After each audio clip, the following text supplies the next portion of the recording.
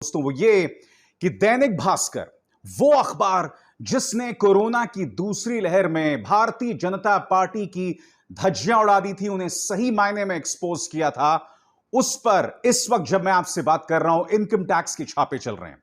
बात वहां नहीं रुकी, बेशर्मी की तमाम हदों को पार कर लिया गया है दोस्तों।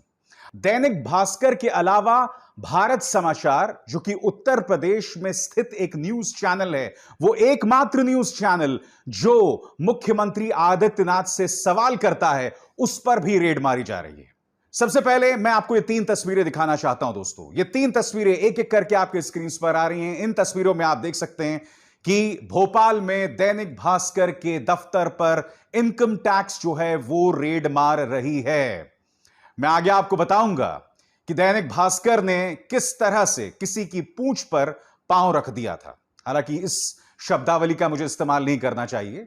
सिर्फ उनका एक ही गुनाह था कि उन्होंने पत्रकारिता की, वो पत्रकारिता जो यहां पर हम न्यूज क्लिक में भी कर रहे हैं।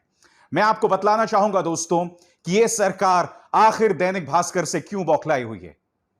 मैं एक एक करके उनके पहले पन्ने को आज आपके सामने पेश करने वाला हूं। उसी तरह से मैं आपको बताऊंगा कि भारत समाचार ने भी किस तरह की दिलेर पत्रकारिता की। मगर सबसे पहले दोस्तों मैं आपको दैनिक भास्कर का यह वीडियो दिखाना चाहता हूं। इन्होंने यह बताया है इस वीडियो के जरिए कि काशी के अंदर किस तरह से लाशें जल रही थी, कोरोना की दूसरी लहर में हालत कितने भयानक थे वहां पर। आप इसकी एक छोटी सी झलक देखिए, फिर आप समझ जाएंगे कि यह सरकार उनसे क्यों नाराज थी। देखिए, यहाँ पर एक जलाने की कोई व्यवस्था नहीं। इतनी ज्यादा लाशें आई, इतनी ज्यादा लाशें आई।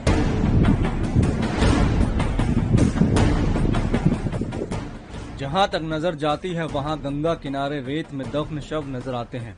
उन्नाव, कानपुर, कन्नौज और रायबरेली के बाद ये तस्वीरें हैं संगम नगरी प्रयागराज की। यहाँ गंगा किनारे रिंगवेरपुर घाट में हजारों लाशें दफन हैं। अप्रैल में मौतों का आंकड़ा बढ़ा तो लकड़ियों के दाम भी बढ़ गए। लोगों ने शवों को दाह संस्कार की जगह दफनाना शुरू कर दिया। बात यहां नहीं रुकती। दैनिक भास्कर का एक और वीडियो जिसमें वो कोरोना की दूसरी लहर का भयावह चेहरा पेश कर रहे हैं, उसकी एक और छोटी सी झलक आप देखिए। लाइलाज कोरोना की दूसरी लहर ने ऐसे हालात बना दिए कि इंसान पहले कोरोना के टेस्ट के लिए लाइन में लगा, फिर अस्पताल में इलाज के लिए और हॉस्पिटल से शमशान तक सिर्फ कतारों में खड़ा और लेटा रहा।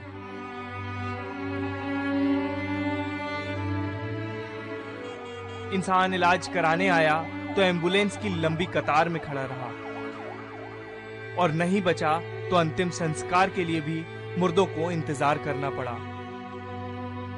जिसने भी ये तस्वीरें देखी वह बस फूट पड़ा। सर एक बार चेक कर लो।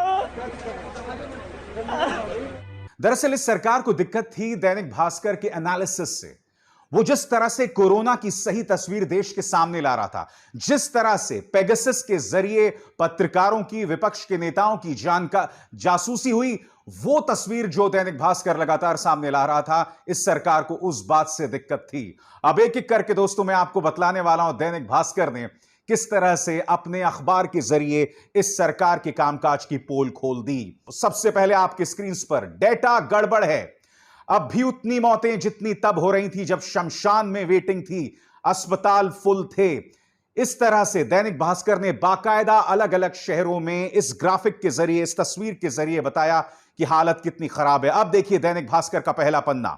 सरकार के मौत के आंकड़े झूठे हैं, जलती चिताएं सच बोल रही हैं। और यह तस्वीर बता रहे हैं वो मध्य प्रदेश की। अब आपके सामने दोस्तों उत्तर प्रदेश की तस्वीर। शर्मसार हुई गंगा।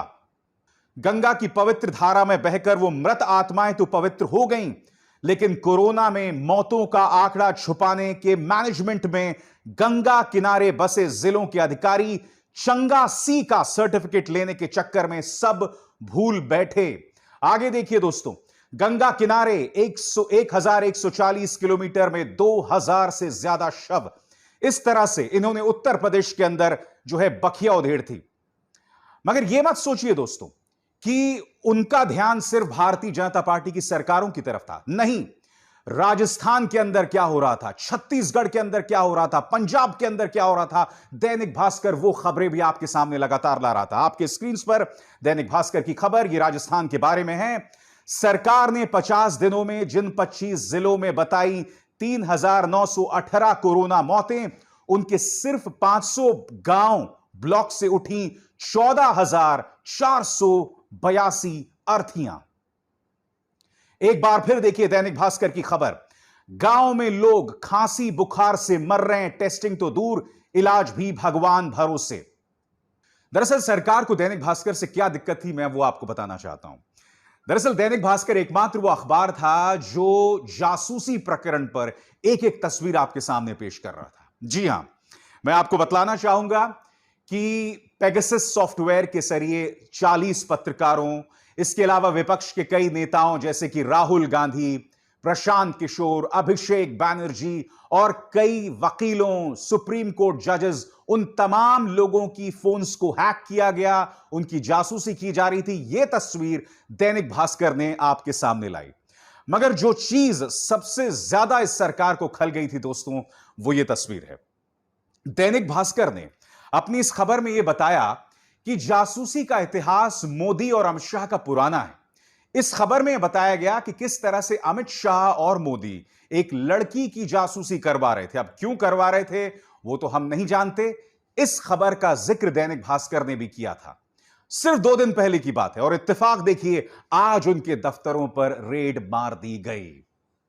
मैं सवाल पूछना चाहता हूं कि जो सरकार 56 इंच की बात करती है, 56 इंच के सीने की बात करती है, क्या उनका 2 इंच का हौसला भी नहीं है? बताइए ना। दैनिक भास्कर ने अगर कुछ गलत किया तो आप उन पर मानहानि के मुकदमे दर्ज कर देना, आपके इतने पालतू हैं। क्यों नहीं किया आपने? आप उन्हें एक्सपोज करते तथ्यों के आधार पर, वो तो आपसे नहीं होता। क्योंकि दोस्तों पिछले कुछ महीनों से लगातार एक ट्रेंड बना हुआ है कि जो भी सत्ता से सवाल करता है उस पर रेड मारो, उससे परेशान करो।